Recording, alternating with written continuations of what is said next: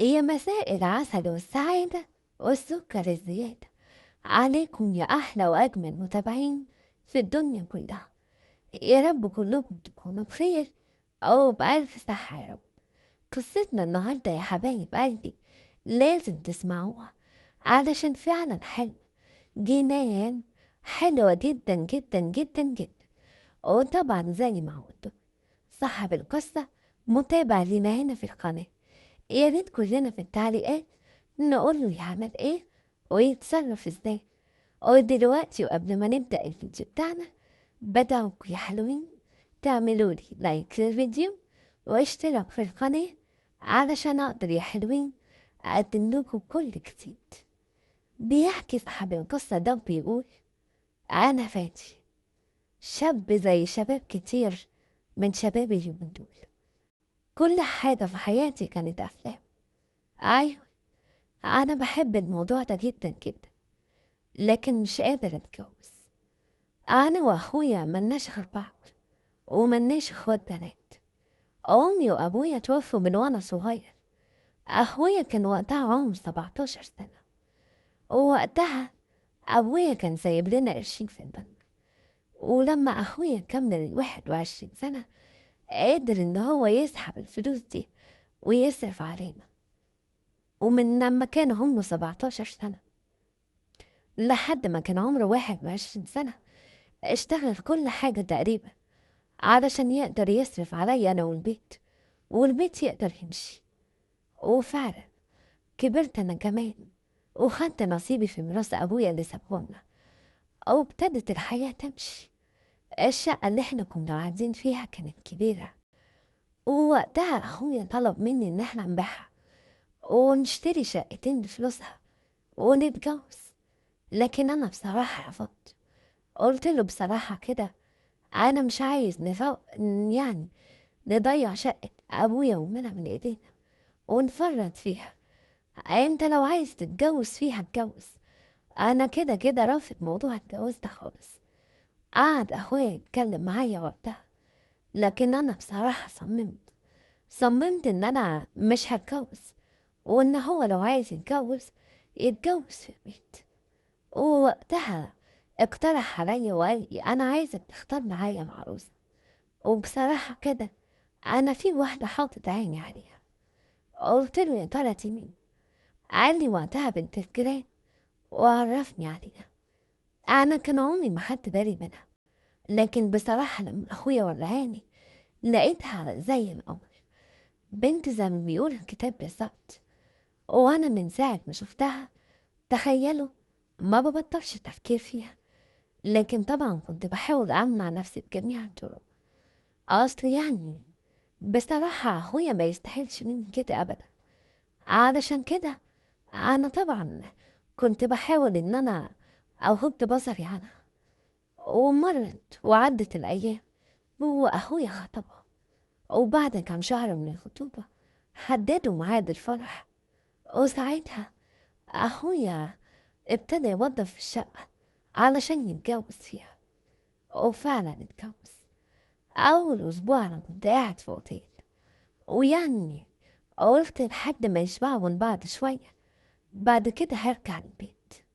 وفعلا عدى الأسبوع ورجعت البيت، وابتديت ألاحظ إن مرات أخويا واخدة راحتها قوي وأنا موجود كمان، ما بينشغلهاش إذا كنت قاعد ولا لأ. وأنا بصراحة زي ما قلتلكم كنت دايما بتفرج على حاجات وبشوف يعني. علشان كده ابتديت أبص عليها من بعيد لبعيد، وبصراحة كنت بحس إن هي كمان بتحاول تلفت نظري ليها. أيوة والله زي ما سمعتوا كده. وفي يوم من الأيام لقيت أخويا بيتصل بيا وبيقولي أبلغ مراته إن هو جاته سفرية فجأة كده في الشغل، هيقعد يومين اتنين بس وهيرجع. قلت له طب ما كلمتهاش ليه؟ قال إن هو كلمها لكن تليفونها كان مقفول، ويعني لو عايزة تروح تقعد اليومين دول عند مامتها تروح. قلت له خلاص أنا هبلغها، ولو حبت تروح هوصلها لحد هناك. ووقتها أخويا قفل وهو مطمن، وأنا دخلت بلغتها. لكن هي رفضت إن هي تمشي تروح عند والدتها، وقالت لي إن أنا زي أخوها، أو ما فيهاش أي مشكلة لو قعدت معايا. أنا بصراحة اتوترت، أصل وهي معايا وأخويا بيكون موجود بيحصل كده، ما بالكوا بقى لو أخويا مش موجود. أنا كنت خايف يعني لأن أنا يعني ما اتحكمش في أعصابي، لكن هي صممت إن هي تفضل قاعدة. وفي مرة بعد ما أنا يعني بلغتها إن أخويا مش جاي كده، أو تقريبا في نفس اليوم، قالت لي إن هي هتدخل تاخد دش لأن الجو حر أوي أوي. وأنا قلت لها اتفضلي اعملي اللي انت عايزاه. وبعد شوية قلت أدخل أجيب حاجة من المطبخ أكلها أو أشربها، أصلي كنت زهقانة أوي. وأنا داخل المطبخ اتفاجئت إن باب الحمام اتولد. أصل باب الحمام جنب باب المطبخ على طول، وده في وش أوضة أخويا بالظبط. ووقتها بصيت لقيت مرات أخويا بتاخد الحمام بتاعها، وأنا وأنا كنت أول مرة أشوف المنظر ده كده قدام عينيا صريح. ما كنتش قادر أعمل حاجة غير إن أنا أقف أتفرج، وحسيت إن هي عارفة إن أنا واقف. وبعد شوية لقيتها بتنادي عليا، قلت لها محتاجاني أناولك حاجة؟ قالت لي لأ، أنا عايزاك تدخلي هنا، تعالى بسرعة. قلت لها أدخل فين بس؟ قالت لي بقولك تعالى ادخل، أنا عارفة إن أنت واقف بره وواقف من بدري كمان بتتفرج، ممكن تدخل بقى. وفعلا دخلت، لقيتها بتقولي تعالى قرب هنا. قلت لها قرب فين بس؟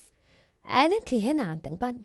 ما تقرب بقى، على فكرة أنا عرفت إن أنت شفتك كمان واقف قدام الباب من بدري، من ساعة ما أنا دخلت تقريبا.